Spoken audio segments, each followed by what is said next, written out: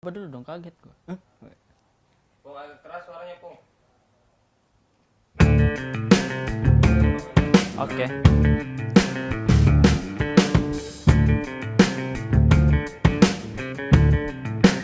Ya, nama tadi Maulana, tapi nama keluarga saya nanti.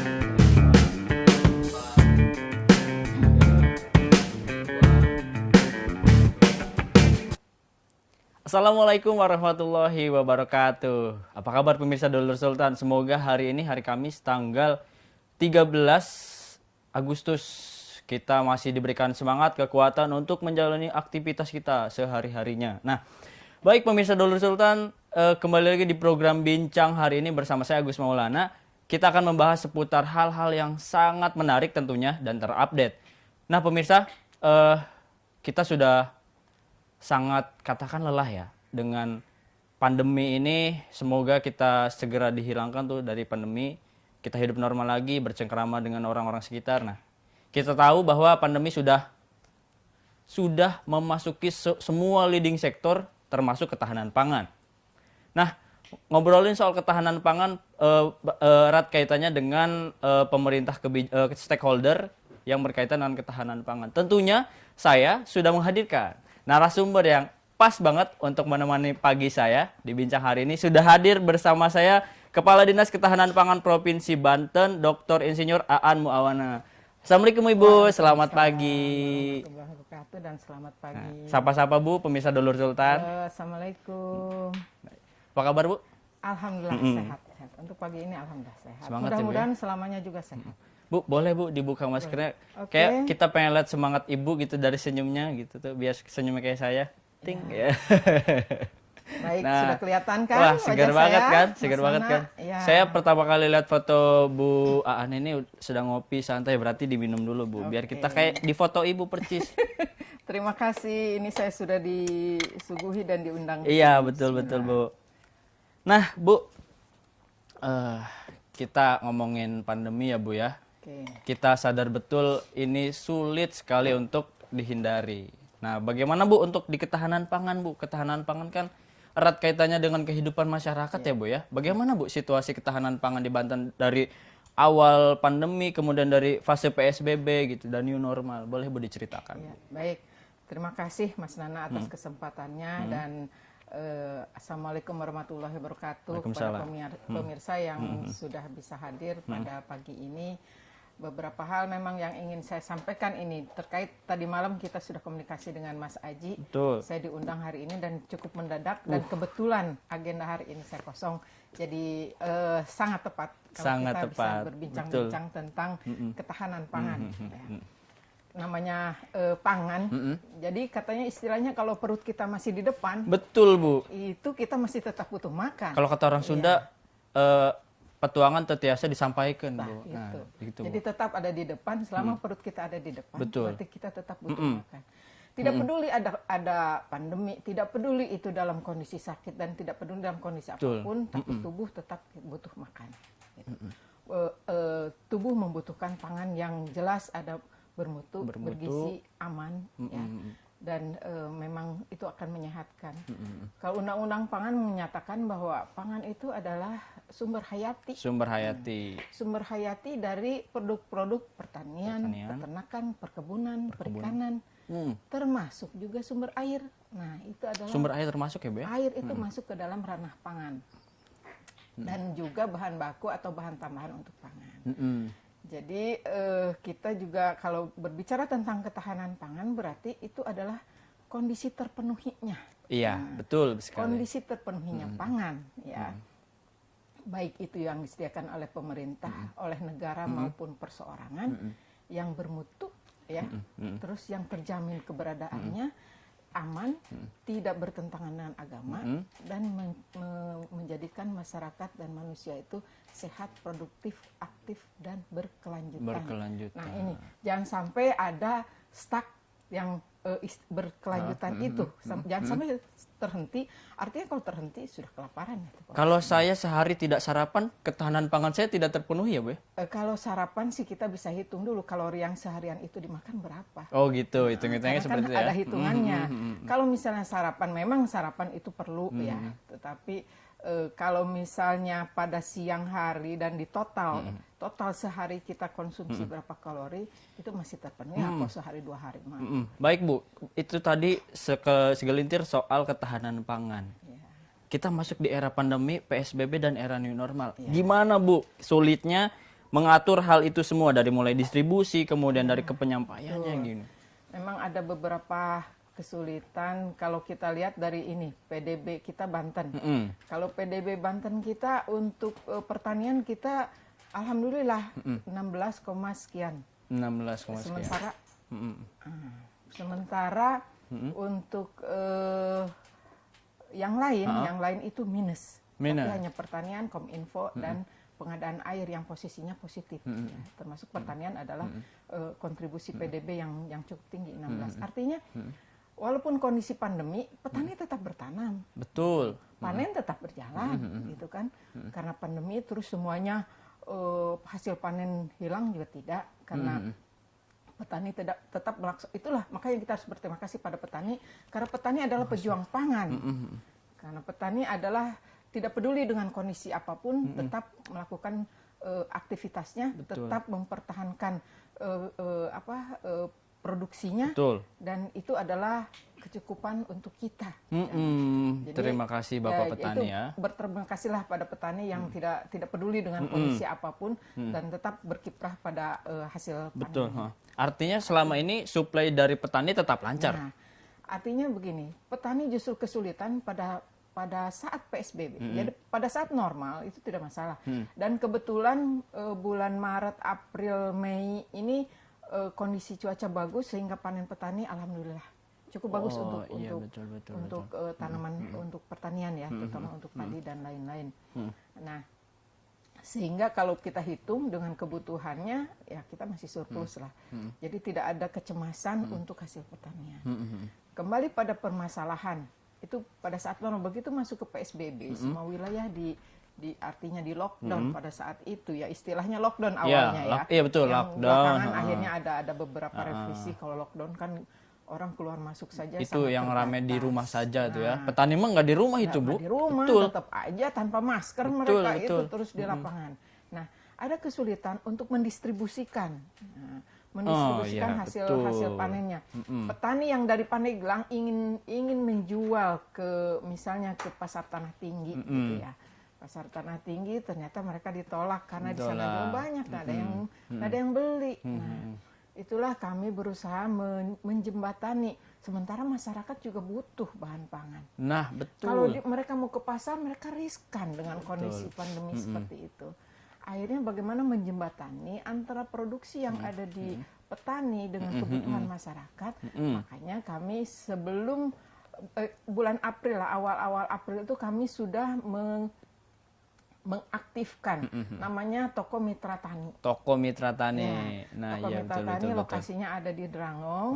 Itu tadinya namanya Toko Tani Indonesia Center. Jadi kita punya kewenangan itu Dinas Ketahanan Pangan. Nah, iya betul.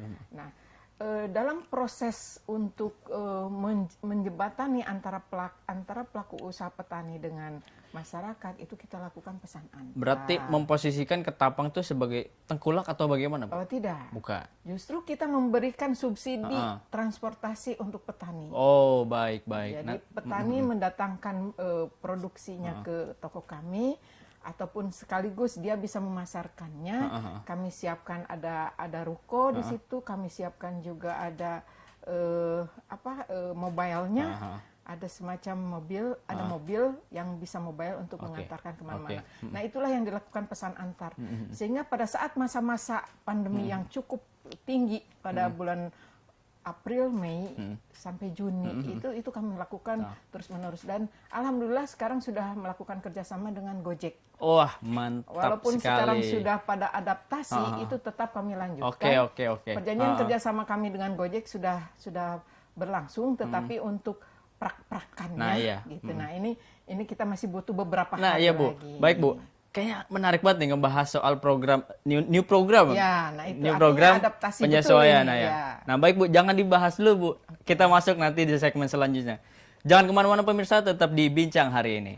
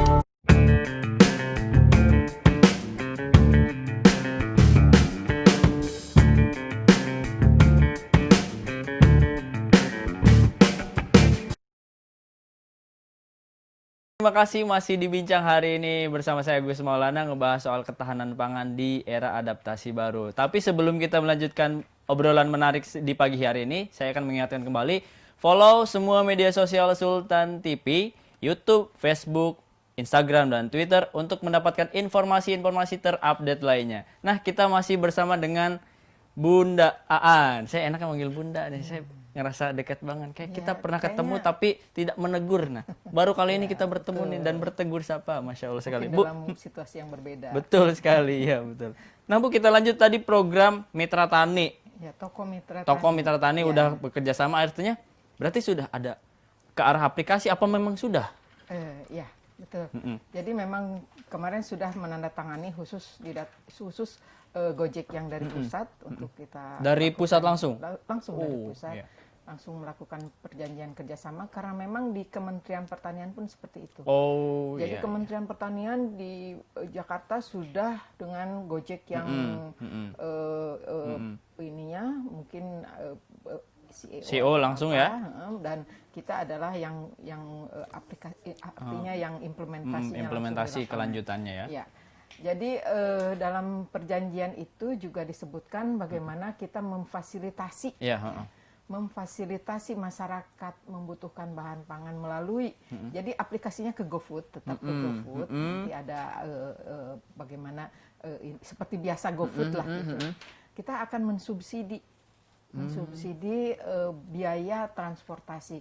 Jadi pembayaran akan dilakukan melalui antar Gojek dengan kami. Oh, bisa pakai GoPay dong ya? Nah, kita langsung, jadi bukan Gimana tuh?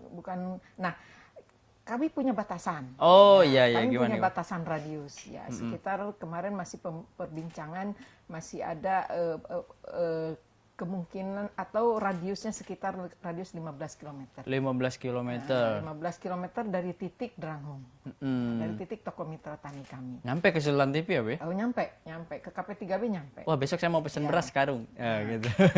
Itu digratiskan. Tetapi apabila melebihi 15 km itu ada selisihnya dibebankan pada konsumen. Oh, iya, iya. Artinya bahwa di luar radius 15 km tetap bisa dong ya? Iya, tetap bisa, tetap mau di mana, tetapi ada untuk selisihnya dibebankan pada konsumen. Mungkin Jadi pakai kami hanya pada mungkin dari radius. pakai tarif si GoPay itu GoFood itu ya mungkin. Silakan itu nanti biasanya kan masing-masing sudah punya teknik Iya, iya. membayarnya lah, apakah cash atau GoPay atau OVO atau apa-apalah. Artinya bahwa ini bagian dari subsidi. Ya, Nah. bagian dari subsidi bagaimana menjembatani kebutuhan pangan di masyarakat tetap terpenuhi dalam kondisi apapun. Nah, Dan hasil dari petani itu bisa tetap tersalurkan. Tidak ada istilahnya stuck, kekosongan antar produksi dan kebutuhan dari masyarakat. Bagaimana peranan kita untuk menjembatani itu? Betul. Karena salah satu tupoksi dari pilar dari ketahanan pangan, salah satunya itu adalah keterjangkauan pangan. Bagaimana mengakses pangan. Dalam kondisi yang sulit, bagaimana mengaksesnya. Betul. Nah, inilah peranan kita di situ. Apalagi ketika ada bencana itu sudah diatur di undang-undang ya, Bu ya? Nah, selain itu juga karena kondisi pandemi bukan pasca, kita masih pandemi, masih belum pasca. Diadaptasi baru masih tepatnya. Adaptasi kita, masih kita belum tahu kapan kita mau selesai pandemi ini. Nah, kami pun menyiapkan bagaimana cadangan-cadangan pangan, dan kami menyarankan juga ke kabupaten kota mengirimkan surat ke kabupaten kota untuk memenuhi cadangan pangan sesuai dengan Permentan nomor 11 tahun 2018. Ada aturannya. Setiap kabupaten kota ada hitungannya berapa dengan populasi penduduk dan konsumsi. Nah, iya Bu, berarti memang tidak bisa sendiri-sendiri untuk memperkuat ketahanan pangan ini. Nah, di Banten sendiri, Bu, kalau ada komoditi dong. Nah, sebelum ngomongin itu, komoditi yang termasuk ketahanan pangan itu apa saja, Bu? Gitu. Kalau hitungan yang menjadi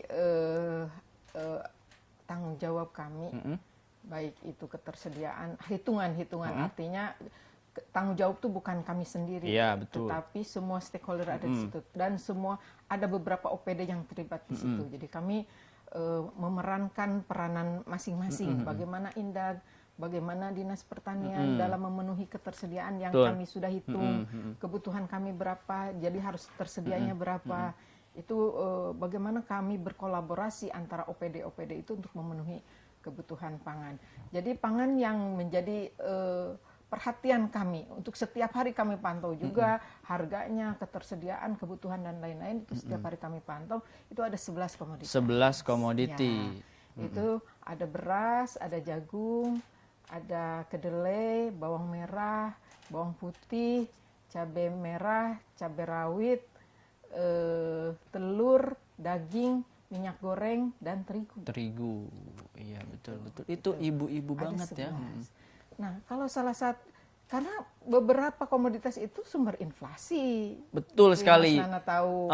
Betul. Bawang merah, kapan? Jangan, memang kalau untuk bawang merah, Banten belum bisa memenuhi seluruh kebutuhan penduduk masyarakat atau kebutuhan Banten, sehingga masih tetap didatangkan dari luar. Jadi pemirsa jangan salah ketika misalkan betul kata Ibu itu sumber inflasi, misalkan ketika bawang merah naik harganya sudah mulai kocar-kacir mungkin ya dikatakan seperti itu. Nah, kalau untuk tadi 11 komoditi telah Ibu sebutkan. Di Banten sendiri yang tadi Ibu sebutkan bawang mungkin sedikit kita kekurangan ya. Bawang, bawang merah. Bawang merah ya. Kalau bawang putih jelas impor lah.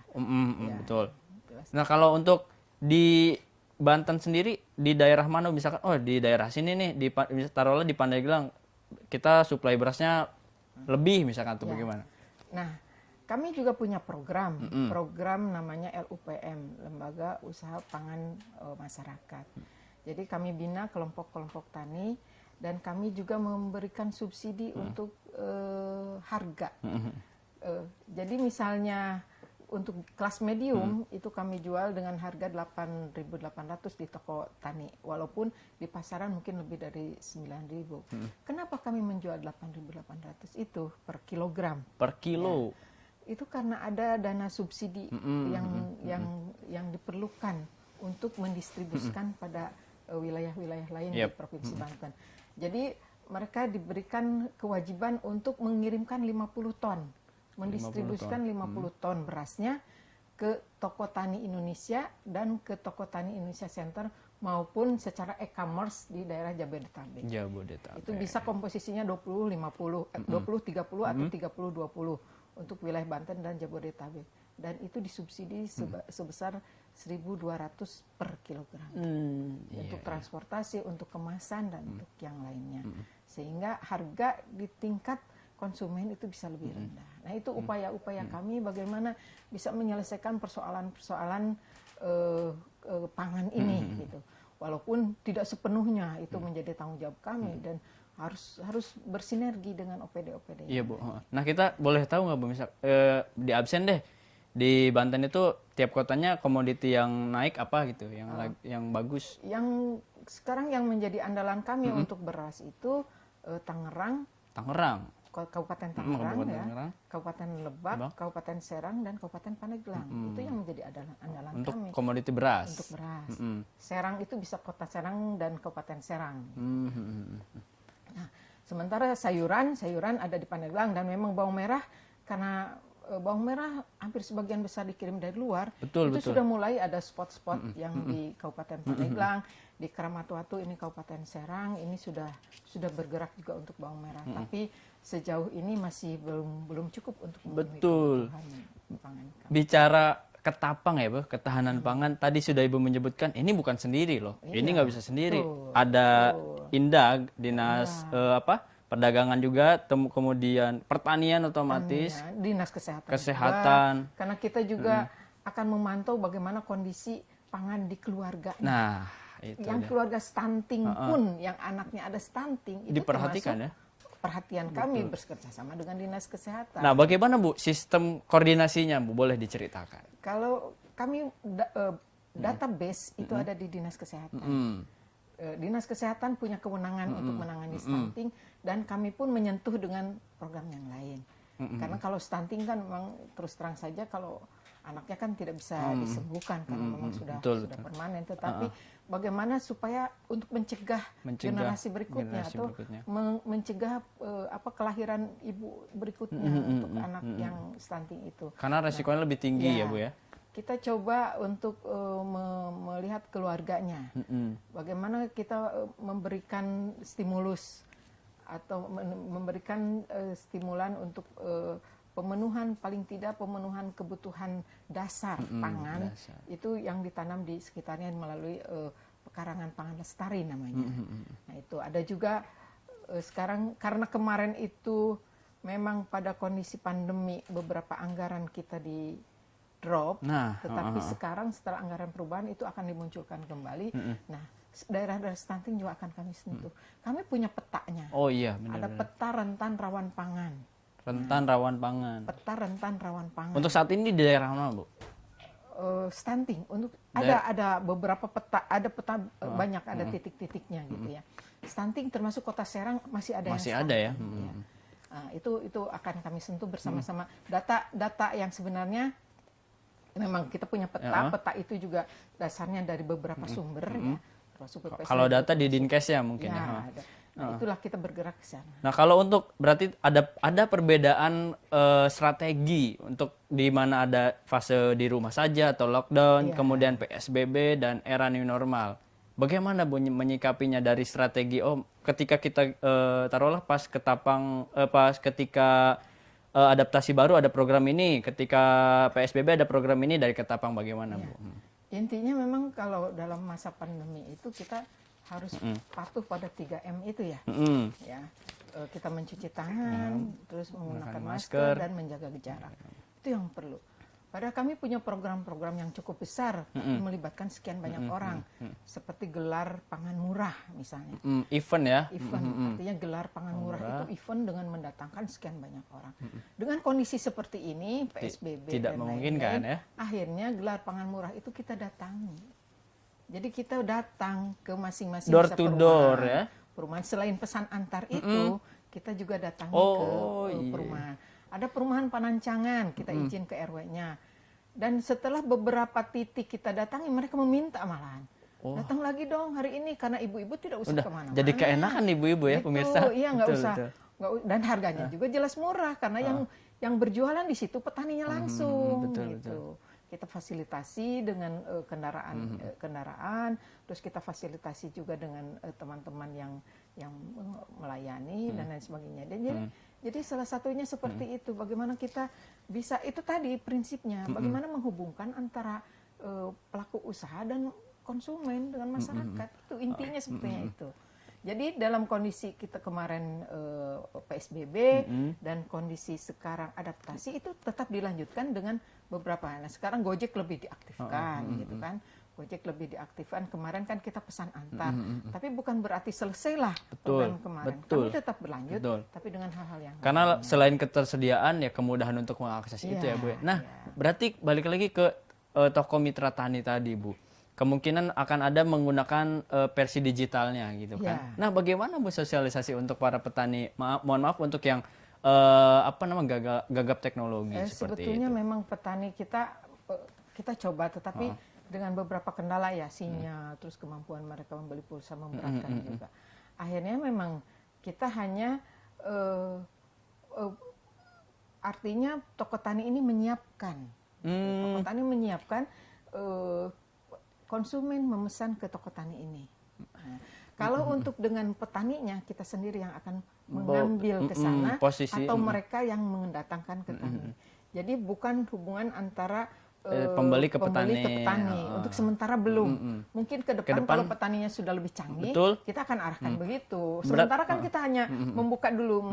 Bagaimana Cuman nih? jadi gudang aja istilahnya ya. Jadi cuma penyimpanan terus ya udah sini petani saya jualin tapi lewat aplikasi misalkan gitu ya. Sekarang untuk sementara kita ini tetap memfasilitasi masih dengan menjembatani segala. posisinya. Mungkin ke depan ada rencana untuk ada pelatihan digital mungkin untuk para petani bagaimana Bu? Mungkin ke depan akan seperti itu ya, supaya pemahaman mereka bisa antara konsumen dan petani secara langsung.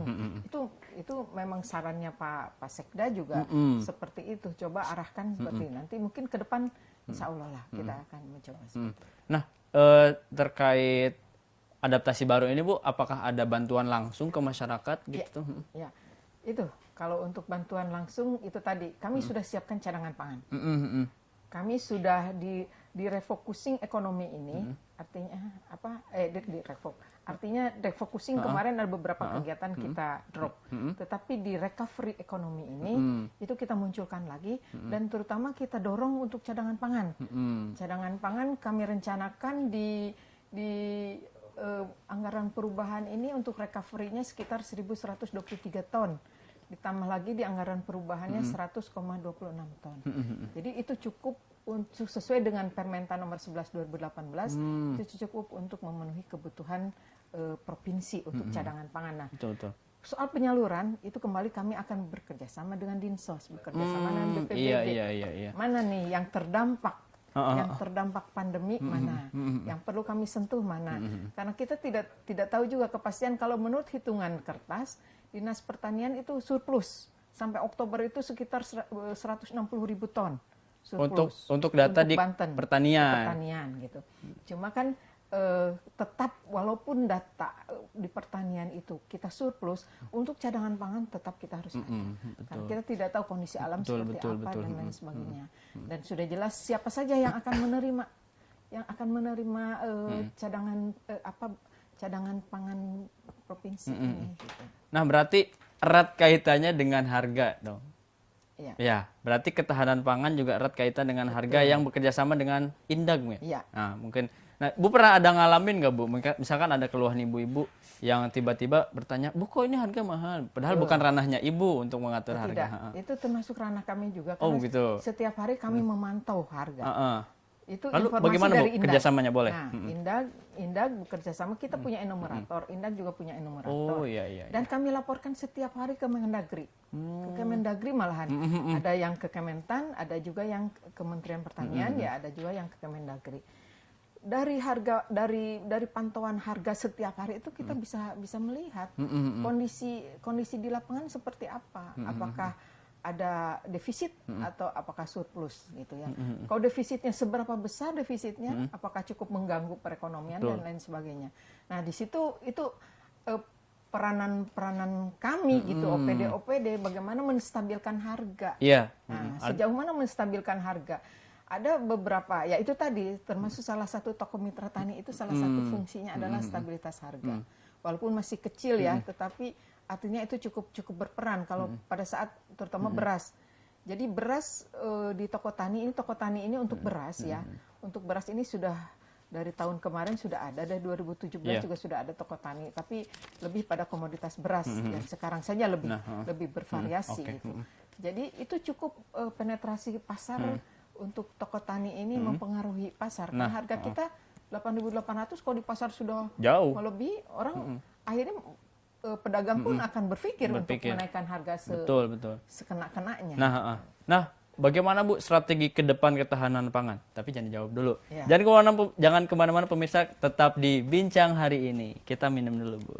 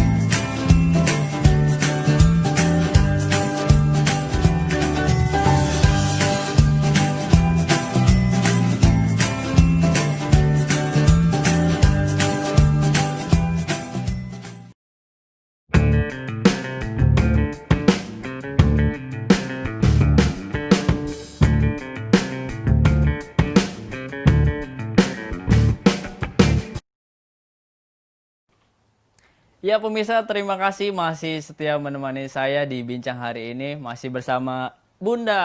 Nah, Bun, kalau ngomongin strategi ke depan ketahanan pangan, ini kan betul kata Ibu tadi, kita belum pasca ya Bu ya? Iya. Masih adaptasi. Gimana Bu strategi ke depan dari ketahanan pangan ini? Atau mungkin kita masih perancangannya masih rubah-rubah atau gimana? Ya. Jadi sebenarnya dalam kondisi apapun, apalagi sekarang karena sudah dirumahkan, harusnya semua orang sadar gitu, bahwa lahan pekarangan di rumah kita itu bisa menjadi sumber pangan kita. Nah, iya Bu, ada tren juga kan kemarin-kemarin nanam cabai, bawang tuh di rumah tuh. Jadi halaman kita jangan hanya diisi oleh tanaman hias saja. Memang kalau itu kan untuk tanaman hias itu katanya kan kesehatan itu ada kesehatan jasmani, ada kesehatan rohani. Betul. Ya, kalau kita melihat yang indah-indah di halaman kita juga termasuk kesehatan rohani itu Betul. kan. Nah, cobalah kita selingi gitu yang tanaman-tanaman hias yang ada di rumah kita itu kita selingi dengan menanam sayuran yang sesuai dengan kebutuhan kita. Betul. Dan saya ingin menggalakkan seperti itu bahwa semua orang sadar bahwa betapa pentingnya pangan. Kita nggak usah ke pasar lah, hanya beli cengek, hanya beli tomat, hanya beli pokcoy. Betul. Selama kita masih bisa nanam, kurangi nanam konsumtif aja di ya. halaman. Iya, Betul. itu cukup efektif gitu untuk pemenuhan gizi kita. Tapi kita tidak perlu harus jauh-jauh kemana-mana gitu. Jadi saya juga sudah mulai merancang dengan ketua tim penggerak PKK melalui Pokja 3-nya, bagaimana kita bisa memberikan stimulan gitu untuk tim penggerak PKK di kabupaten kota gitu ya, dengan memberikan, ya memang selama ini juga ada di kantor-kantor tim penggerak PKK itu semacam demplot untuk tanaman pekerangan, tetapi kami ingin lebih menggalakkan kembali. Sudah ada, tetapi coba kita lebih optimalkan, kita lebih galakan, dan itu harus melebar pada seluruh unsur masyarakat. Betapa pentingnya kebutuhan pangan itu kita penuhi sendiri. Gitu. Kebutuhan pangan kan kita bisa akses ekonomi dan akses fisik. Akses fisik udahlah yang ada di sekitar kita rumah aja, ya, gitu. Kita nanam singkong, kita nanam apa. Dan satu hal, kita tidak tahu bagaimana kondisi lahan sawah kita. Betul. Apakah tetap akan seperti itu walaupun ada perdanya, itu masih tarik ulur karena ada yang menginginkan itu menjadi lahan yang lain, bukan menjadi lahan persawahan lagi. Ada gebrakan yang harus menanam. Pada saat kondisi pangan kebutuhan akan pangan semakin tinggi karena jumlah penduduk tinggi, kebutuhan pangan tinggi karena jumlah penduduk yang tinggi, sementara ketersediaannya semakin menurun. Nah, itu akan ada satu titik terjadi rawan pangan. Nah, sehingga harus berpikir bagaimana kita melakukan diversifikasi. Kita jangan terlalu mengandalkan pada makanan pokok beras saja. Coba kita menggantikan dengan yang lain, yang namanya singkong, yang namanya garut, yang namanya ganyong, yang namanya kumeli dan lain-lain. Itu nilai gizinya tidak sah. Enak gengsot. Apa gengsot? Gengsot tuh kalau di Sunda tuh singkong dikelapain. Oh iya. Gengsot ya. Gengsot atau gengsot? Nah, sekarang banyak variasi kalau sekarang. gitu. Nah, berarti kalau untuk inovasi saya biasanya lebih mikirin anak muda nih. Iya. Nah, gimana Bu Ketapang ini menggait anak muda untuk semangat jadi petani gitu tuh? Untuk jadi petani mungkin itu Dinas Pertanian lah, karena ada penyuluh dan lain-lain yang mendorong ke sana. Tapi untuk pangan ada. Tapi untuk kita ke arah kulinernya, kuliner, ke arah pemanfaatan diversifikasi Betul. itu sudah ada banyak ya, yang chef yang muda gitu, yang berkreasi untuk memadankan atau menggeser ke beras ke yang lain, ke komoditas yang lain. Apakah itu jadi cassava ya dari singkong, atau yang tadi sebutkan ada dari talas beneng atau dari Garut, dari tepung Garut tuh yang menjadi tepung, semua menjadi tepung. Itu ada juga sus ya, kue sus cassava, ada cisik dan lain macam-macam. Dan beberapa nanti mungkin kami akan membuat gerai pangan lokal khusus ini ke depan. Nah, salah satu juga adaptasi ini kita harus punya gerai pangan lokal. Betul. Nah, tepatnya untuk sementara kita tempatkan dulu di toko tani itu, di toko mitra tani. Tentunya bagaimana kalau produk-produk itu tersaji dengan taste yang sesuai, yang kekinian dan kekinian, cocok lah ya untuk semua. Jadi bukan hanya singkongnya cuma dikelapain doang, nah direbus. itu tuh. Nah, orang kan kalau tiap hari makan gitu coba rasanya kayak apa gitu. Tapi mungkin bisa dicampur Sampo keju, coklat gitu kan. Iya benar-benar. Tapi dengan cara penyajian yang berbeda, nah iya. Akan timbul. Berarti sejauh ini sudah ada berapa brand Bu yang mengedepankan pangan lokal Bu? Sudah banyak. Sudah banyak ya? Sudah banyak. Kemarin juga kami lakukan Bintek menghadirkan Bank BNI ya. Apakah bisa memberikan istilahnya pinjaman kredit dan lain-lain kepada pelaku usaha, dan kemasan-kemasan sudah cantik. Hanya itu mungkin perlu. Dan ada beberapa yang sudah di Shopee, Tokopedia sudah ada. Gitu. Iya. Tetapi belum terlalu banyak ya, dan kita mungkin harus terus mendorong itu. Artinya kualitas dari pangan di Banten untuk diarah ke era-era milenial, katakanlah sudah mampu ya Bu, sudah mampu bersaing. Tidak kalah kok, tidak kalah. Dan rasanya sudah, misalnya untuk tepung tempe ada, itu bukan dari terigu gitu, bukan dari tepung beras juga, ada mungkin ada mix ya, tapi sudah melepaskan terigu, karena terigu itu 100% kita impor, berapa triliun kita impor untuk terigu. Nah, coba kita geser kebutuhan terigu itu melalui tepung-tepung yang lain yang memang diberdayakan dari sumber daya lokal kita gitu. Nah, ini yang Betul. terus harus mulailah kita bergeser dari pemikiran selalu harus beras, selalu harus nasi, selalu harus terigu. Coba kita bergeser ke yang lain. Atau paling tidak dalam bukan pernah, memang ada surat edaran. Itu dalam 1 bulan coba sih 1 hari aja kita nggak makan nasi gitu. Tapi saya sudah melaksanakan program itu, Bu. Saya sudah tidak mengkonsumsi nasi, pemirsa, paling lontong sama kupat. Tambah pagi-pagi bubur. Itu masih nasi juga. Memang sulit ya, Bu, ya, untuk melakukan transisi dari mungkin ada harus ada program gebrakan. Seharusnya gitu. mindset kita yang dirubah bahwa nilai gizi. Nah, kita harus kaitkan itu. Nilai gizi dari yang tadi saya sebutkan, pangan-pangan lokal itu tidak kalah. Malahan untuk orang-orang yang punya penyakit degeneratif, itu lebih baik mengkonsumsi yang non beras. Itu yang saya sarankan seperti itu karena di situ ada free gluten. Itu sebagian besarnya dan kandungan gizinya cukup bagus. Ada beda-beda lah antara tepung Garut sekian, ada hitungannya, cuma saya tidak hafal untuk kandungan gizi. Iya, biar nanti segmen selanjutnya kita membahas soal nilai gizi, pemirsa. Nah, berarti ada rencana nggak, Bu, kolaborasi dengan kampus-kampus yang mungkin concern di bidang ketahanan pangan ini? Karena saya lihat di luar Provinsi Banten ada banyak sekali kolaborasi dengan kampus-kampus ternama di Indonesia. Apakah di Ketapang Banten ini sudah melakukan ke sana atau bagaimana? Sudah ada beberapa. Kami malahan sudah sejak sudah lama lah kami bekerja sama itu secara sustain ya, secara sustain terutama untuk penghitungan pola pangan harapan, bagaimana penghitungan nilai gizinya dalam satu itu sering disosialisasikan ke masyarakat. Jadi terutama dari IPB ya, ada dari IPB juga ada dari Untirta, terus ada dari jasa-jasa konsultan yang ada di sekitar kita manfaatkan juga untuk bisa menganalisa, mengkaji tentang harga, tentang tentang konsumsi gitu, terus tentang juga menu-menu yang itu bimbingan. Kami minta bimbingan dari pakar-pakar juga gitu. Dan alhamdulillah kita lomba cipta menu tahun lalu dapat juara 2 untuk nasional. Wah, luar biasa. Kita wakili, yang maju adalah PKK, tapi sebenarnya yang kita adalah mendorong untuk kesana. Kita siapkan, kita fasilitasi, tapi PKK lah yang bergerak.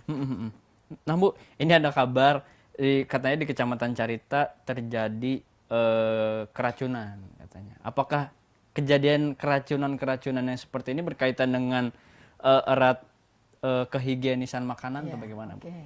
Sekarang kita lihat dulu keracunannya karena apa. Karena memang salah satu ini fungsi kami juga dalam proses keamanan pangan gitu. Keamanan pangan. Karena untuk keracunan ini biasanya itu faktor utama dari makanan. Hampir 75% itu kita sakit, badan kita sakit itu karena kita makan sesuatu yang nggak benar. Oh iya. Dari 75% kita makan itu, hampir 90%-nya itu adalah istilahnya foodborne disease.